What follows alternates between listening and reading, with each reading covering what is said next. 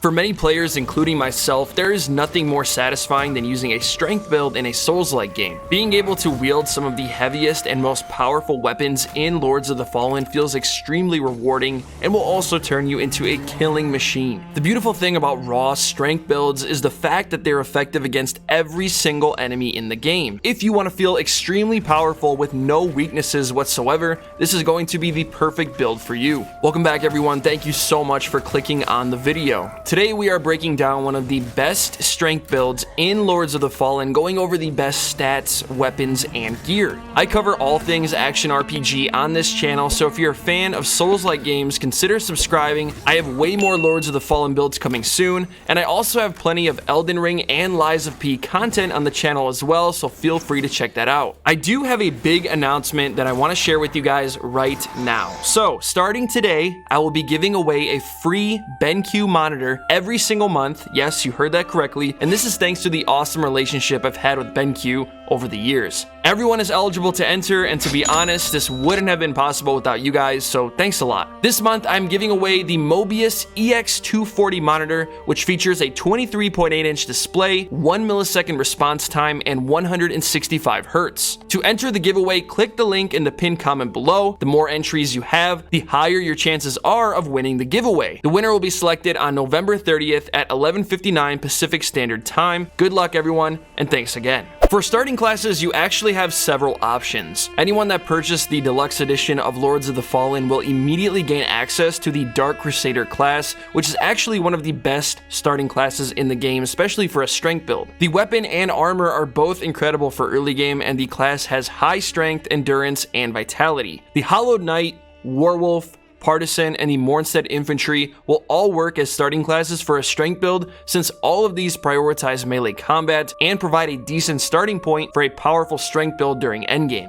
The main stats to focus on for this build is strength, endurance, and vitality. Strength is going to be the main contributor of your weapon's overall damage and your crossbow's damage, since the Trapper Crossbow scales exclusively with strength, providing a powerful ranged option for your slow, heavy-hitting warrior. This is a stat that you can afford to increase over time, considering each level will gradually increase your overall base damage. Now, I'm sure at some point there will be diminishing returns, but anyone around level 100 to 125, you want to get this somewhere around 70 to 80, so you can deal some serious damage against your enemies. Since strength builds are generally slower, you'll want as much damage as possible to compensate for that. Endurance is important, but you really shouldn't increase this to any more than 25 for your first playthrough. It's way more beneficial to focus on strength and vitality, since the gains after 25 endurance are very minimal. This stat can be increased once your main stats are in a comfortable spot. Now, if you find yourself in a situation where your encumbrance is too heavy,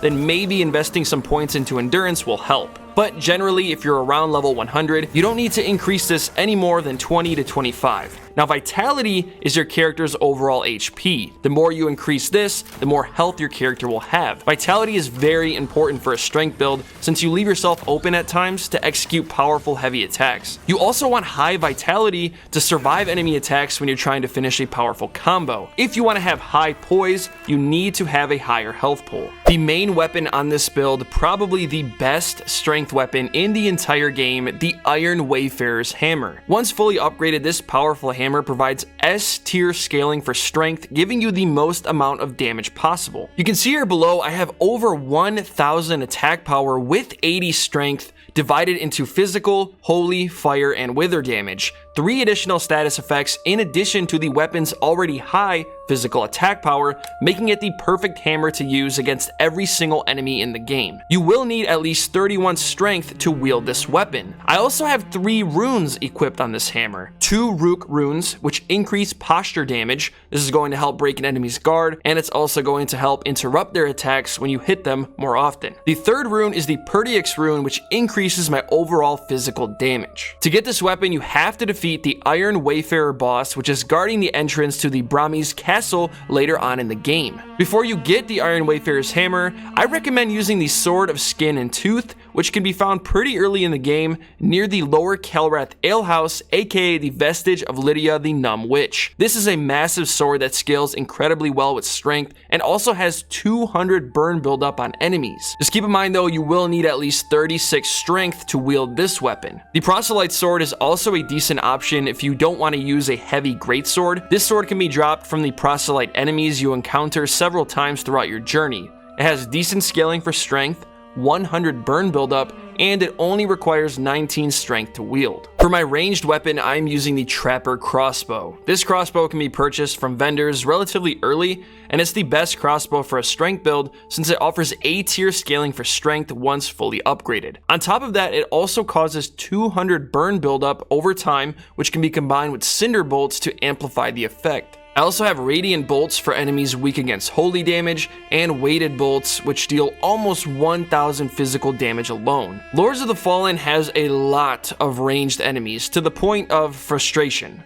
They're everywhere, which means you need a ranged option to eliminate them as soon as possible. Now, if you're not a fan of crossbows and Lords of the Fallen, you also have Throwables as an option, which are equally as effective. The most powerful throwable for a strength build is the Enhanced Lump Hammer. It has B+ scaling for strength and can be extremely effective against all enemies in the game. I also recommend using the Accusing Spirit. This throwable is very powerful and extremely underrated. It basically debuffs your enemies, amplifying your damage against them while also nerfing the damage that they deal to you in the process. On top of that, this debuff will also transfer to nearby enemies upon death. And lastly, I do have the Throwing Rock just to get items that are hanging from trees. Let's take a quick second to break down my apparel for anyone that's interested.